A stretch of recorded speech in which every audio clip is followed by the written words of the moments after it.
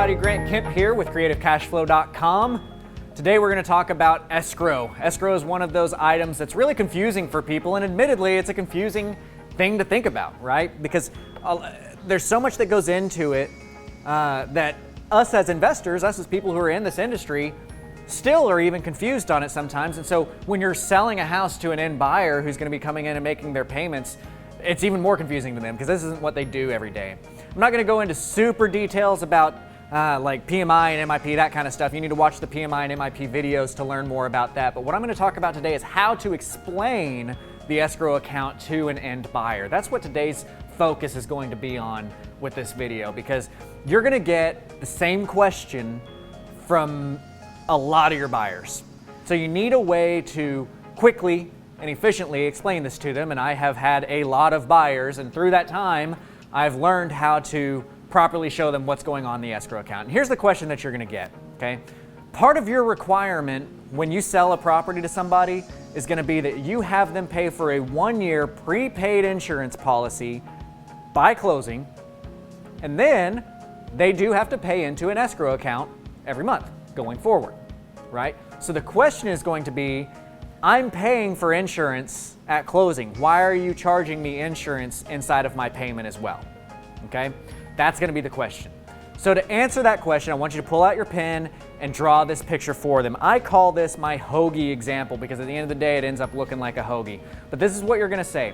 Let's say that you're in the year 2050 and you're selling a house to somebody and they say, but I'm paying $1,200 for insurance at closing. Why are you charging me for insurance going forward? So you pull out your pen and you say, okay, well, this is why it is. And I understand escrow is confusing, so this is the best way that I've got to explain it to you. So we're right here. We're January of 2050. And we're closing on your property. And you have to pay $1,200 for insurance. Okay? Well, that $1,200 is going to pay for now all the way to January of 2051. Wow, that's an awesome 5, isn't it? Right there. Don't you love that? My handwriting's wonderful. So that's going to pay for 1 year of a policy from January 2050 to January of 2051. But what happens in 2051? Well, your insurance company is going to want another $1,200 so that we can cover you until 2052. So what we're going to do is you're paying today to cover for the next year, but then so that we can cover this payment, every month we're going to collect 1/12 of that for every month.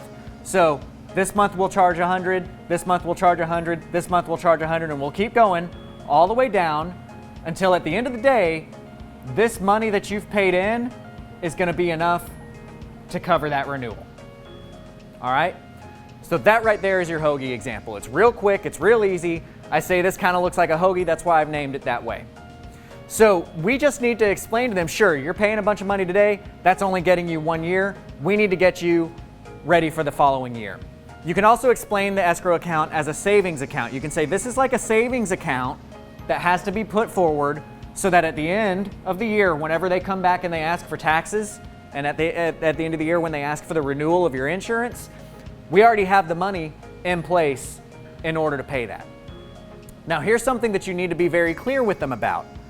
Insurance and taxes change every year, right? Your escrow payments are going to change the following year. So that's done through an escrow analysis. That's what that's called, is an escrow analysis. And every year you need to do an escrow analysis that says, okay, when we initially made their payment, right, we created it off of the pretense that insurance was going to be $1,200. So we divided $1,200 by 12, we got $100 a month. But then 2051 rolls around, and actually it's not a $1,200 reinstatement or a $1,200 renewal. It's a $1,400 renewal. Well, their payment is still only collecting $100 a month, right? Their payment, they're only collecting off of what you initially created. So you need to run what's called an escrow analysis so that you can figure out what their new payment should be, okay?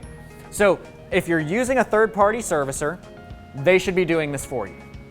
The third-party loan servicer, that's one of the benefits of using them. It's cheap, you get your buyer to pay for them, they do the escrow analysis every year, they make sure that the payments are changed each year. You'll need to provide them with the analysis of the underlying lien each year that this occurs. So if you have an underlying lien that's holding escrow, maybe you took over a property subject to, maybe you've got a bank loan that needs escrow on it, they're going to provide you with an escrow analysis every year. So you need to provide that to your third-party servicer so that they can see what's being collected from the bank and pass that through to your end buyer. Watch our escrow analysis video so that you can learn a little bit more about that side of things, and I'll give you a download so that you can even actually have an Excel sheet that basically does the work for you through that escrow analysis video. But escrow is one of those items that is admittedly confusing because I see where the question is coming from, right? We're basing our payment on having to pay for insurance, but I already paid for insurance.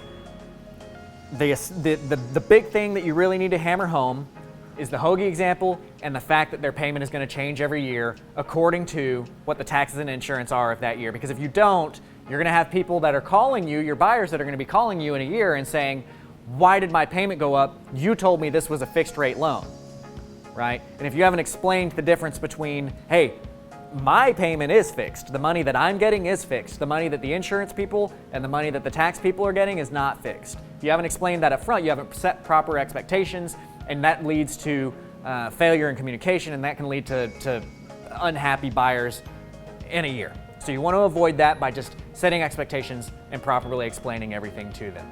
So guys, don't forget that there are forums available for you at Propelio.com that as one of the watchers of this video you have access to. You are able to go on there and ask questions and get things figured out there. I do the personal mentoring. If you have any questions at all about that, don't feel nervous to reach out or anything. Just Grant at creativecashflow.com. You can reach out to me there. We can go from that stage and do an interview, see if you fit for that program. But otherwise, find us on Facebook, find us on Twitter, find us on YouTube, both me and Propelio.com, who has sponsored all of these videos. Look for us, like us, follow us, all that kind of fun stuff. And until next time, I'll talk to you later.